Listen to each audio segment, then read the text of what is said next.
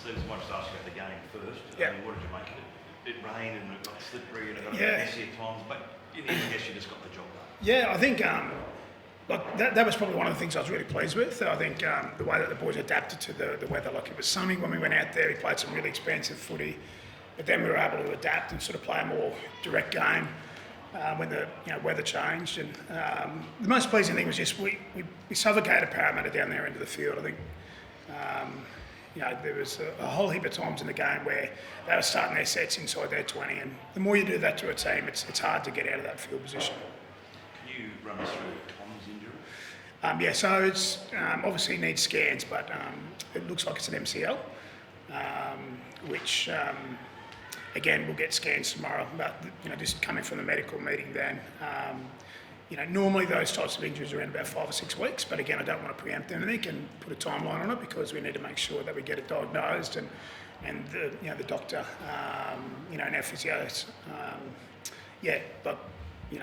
understand that's exactly what it is, and then we'll come up with a plan. But obviously, he's obviously very disappointed, and I'm really disappointed to lose him there at half time. It does take it hard, doesn't it? Pardon? Tom takes the injuries hard. Yeah. Look, he does, and this is my 3rd year coaching him now, and just his preparation. He's so diligent, and I think anyone who knows Turbo, he puts in so much time. So in some ways, life's not fair because you can understand if he wasn't doing the work and doing all his reconditioning and his injury prevention and so on. So unfortunately, today was it was a tough day for him, and we're disappointed to lose him there. Was there some concern around his other knee coming in as well? Was that strapped as well, wasn't it? Yeah, not a really concern, but him and Benny collided at training yesterday, which is quite. It's not comical, but it was. We can laugh now because it wasn't too serious, but it was fun. Your last session of the week's pretty light, right? Anyway, they ran into each other in a small-sided drill, and they both ended up on the floor. And Benny was getting a fair bit of abuse for knocking over our fullback. So that's all that was. Yeah. And was there some suggestion he had a pop out there in the field? Is that correct? I heard that somewhere on not the that I'm aware of, telecast. no. Was there any thought in bringing him off when he went down? Well, he wanted to try and run it out. So obviously I'm 200 and whatever metres away up in the box, and so the player directs the physio staff. Sometimes the medical staff will say, no, you've got to come off for the safety of the players. But Turbo thought he was actually able to run it out, and you saw him, he freed up. I think Bullymore made a line break, and Turbo was able to change his pace. That was straight line, but as soon as he had to change it a little bit of direction, that's when he sort of said, look, I'll get through to half time, and then I'll come off. So we got that message in. We knew we were going to have to make a change there, and I thought the guys adapted really well. Benny went to right centre, Ruben to left wing, Hopper to fullback, and so we got on with it. Yeah. How was your week, David? There's a lot written, a lot said. What did you like and what didn't you like?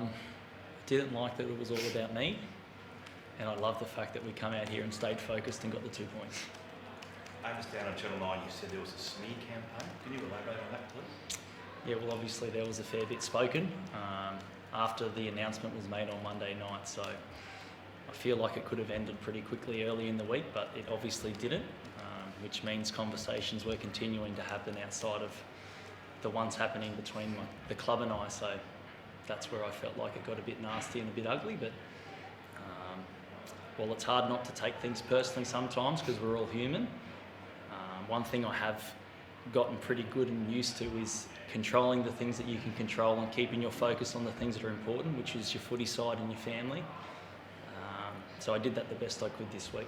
What did you find? A smear campaign, that sort of implies that someone was behind it. When you say that, do you mean that was coming from the club, coming from the media, coming from people within the club, where do you think that smear campaign is coming from? I know who it's coming from, and it's not appropriate to talk about it. You guys obviously know where it's coming from as well, but I'm old enough and big enough to handle it. But people are aware of it, and I don't mind the fact that I've made people aware of it. But the thing that I can control, again, is how I act and how I respond to it. And there's no bigger response than making sure that you do your job for your team and get a win. Was it hurtful, David? Well, as I said, there were times during the week where maybe it was a little bit hurtful. But again, because I'm a bit older, a bit wiser, because I'm so content with the decision made, it doesn't last too long, to be completely honest. But yeah, as I said, there's a human element. So your emotions and feelings do get hurt sometimes, but it's not long lasting, which is great. It comes from... Can I ask you, do you think the media was being fed stuff to rot? Pardon? Can I ask you, do you think the media was being fed stuff to rot? Yeah, Is it something? Sorry, you go. By whom? I'm not sure. Or maybe I am, and I'm not telling. Could you clarify that when you say what exactly was said or written this week that particularly got on your nerve that you found particularly offensive? Well, I don't think there's anything like... It's just the whole situation. I'm obviously a private person. So anything that is in the media when it comes to speculation, I obviously don't love that side of it. But again, like, I'm a part of it. I've owned my stuff. I've got to own my stuff. That's really important in all of this. But the extra stuff that pops up here and there, that's the sort of stuff that, yeah, you can't control, but it does hurt you sometimes, and you just got to move on. Can you appreciate that's going to continue? Because while letting you have to make a decision about your future, we don't know where you're going, we're going to speculate on it. We're going to hypothesise what you're doing. Maybe you've got something in the background, maybe you haven't. That's going to persist. That's not going to go away while ever we're all in the dark. You understand that, right? Yeah, no, I'm all right with the speculation on where I'm going. There's other details that aren't about that. Correct. You're very good at your job, aren't you, Reedy? Really not. I'll work it out. Full house out there. What's it like playing for a full house, third full house you've had this season? We're so appreciative and grateful of our fans. Today was not an easy day to come to the footy. There was a lot of people that could have stayed at home today based on the weather. It was sunny one minute, it was rainy the next, and it continued during the day and through the game. So for people to fill that hill was really special, and it's not a place that we come here and expect to win, but the people that fill the hill certainly, they add to it and they make us feel a lot special.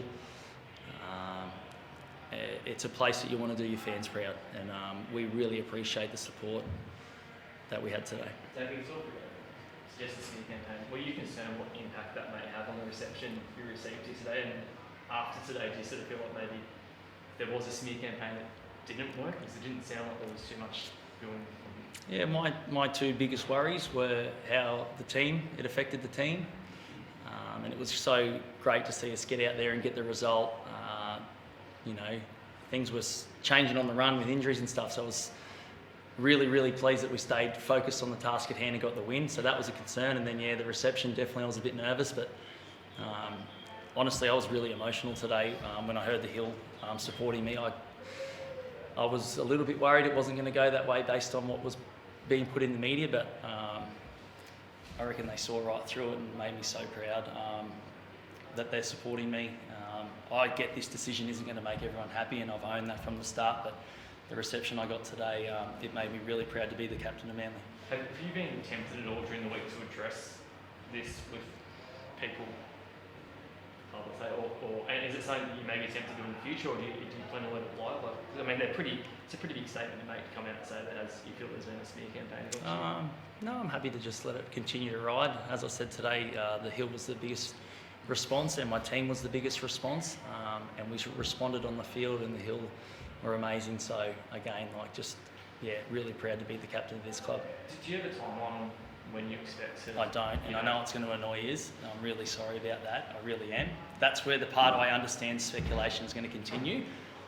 But I hope you can understand that's why I've given the club time to move on in their direction, and then it will allow me freedom to do my thing in the background. So that's why it is the way it is, so I can take my time. And you go seats during the week. Emotionally, what can you say about the way you handled the play today, given everything he's just spoken about what's going on? Well, I think, like in my time knowing Chaz, he's an ultimate professional. And there certainly was a lot of noise outside the club, but one of the things that I was really proud of the group was how well we prepared during the week, because it was going to be a challenging game. Parramatta weren't too far away from knocking over the Dogs, who have started the season unbeaten, and we knew that they'd come here somewhere near their best. So I was really proud of the way that the football, the footy program, like we were out on the field Wednesday, Thursday, Saturday, and we got on with things. And while Chez's at the club, I've got his back. He knows that. I've had conversations with Chez with regards to that. I know it makes him uncomfortable with regards to a lot of the questioning, but the biggest thing we can do is continue to play good footy. And I feel like if you look at our first month of footy, we've put some great, some great, halves together. So I'm not worried about 2026. I'm worried about now, and I'm worried about next week, and reviewing this and enjoying this tonight. And then, we come up against the Storm here next Sunday. So, it's business as usual for me. My job's to prepare the team, and that's what I've done. Thanks, Ross. Thanks, Ross. Cheers. Thank you.